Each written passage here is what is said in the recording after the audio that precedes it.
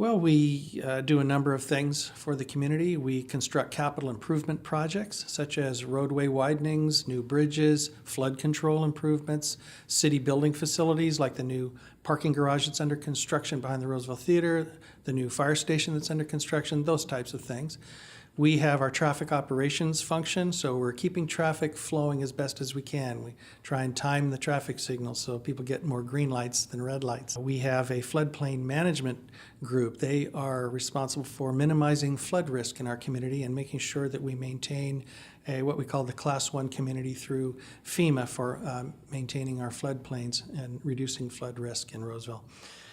We have our public transit system. So anytime you see a bus traveling around, we manage those. We are operating the bus system, both the local routes and the commuter buses that go to and from Sacramento.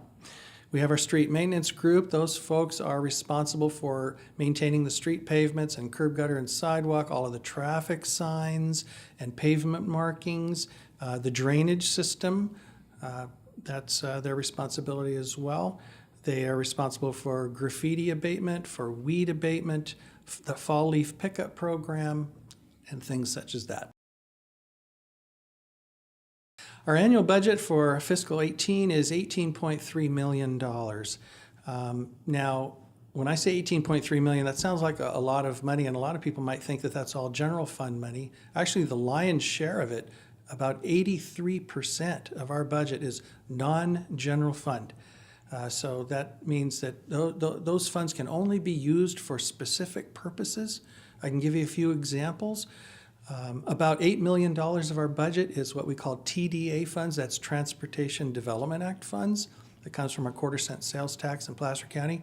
We can only use those funds for two things: public transit and street purposes. So we cannot take one dime of that money and use it for general funded responsibilities such as police, fire, parks, and libraries.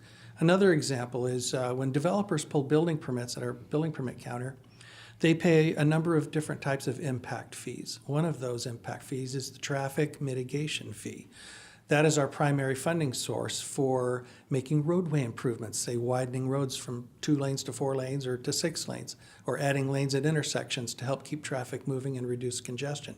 Those funds can only be used for improvements, capacity improvements to the roadway network.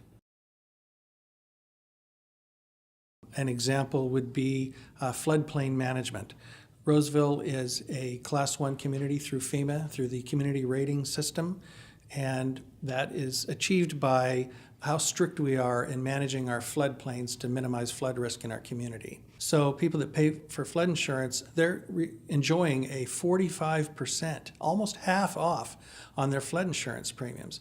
Now, this is a voluntary program. Roseville is not obligated in any way to participate in the National Flood Insurance Program. Another example is our adult crossing guards. We have adult crossing guards located at busy intersections to help school children cross those locations.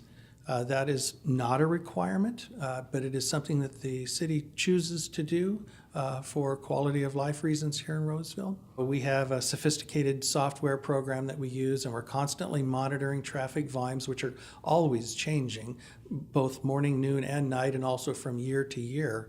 And so it is a constant job to keep our signals timed, to keep traffic moving as efficiently as possible, to keep delay as low as possible.